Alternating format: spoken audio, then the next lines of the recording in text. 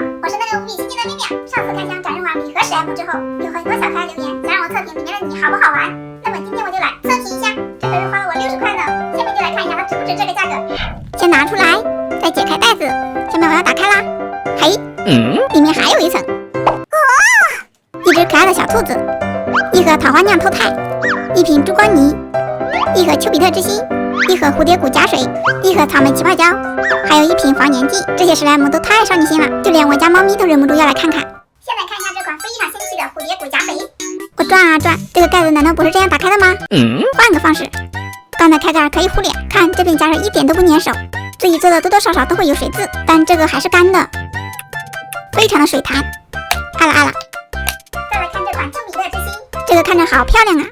这个红色小星星捏起来是不会响的，但是这个泥特别柔软，这个小星星好像软糖啊，而且还能染色，拉伸性也是很棒的。接着就是这款超美的珠光泥啦，这个戳起来很厚实，这个质感真的很好看，慢慢的拉还是可以的，稍微一拉快就很容易断，所以它不适合起泡。这款是非常少女心的草莓起泡胶，这个戳起来太舒服了，而且还很嫩面。我起了1分多钟，现在已经开始有点粘手了，感觉大了有2倍，声音好像不是特别响，还有一点粘手。最后一款是超透的桃花酿透钛，这上面的桃花很逼真，而且这个泥真的很高透。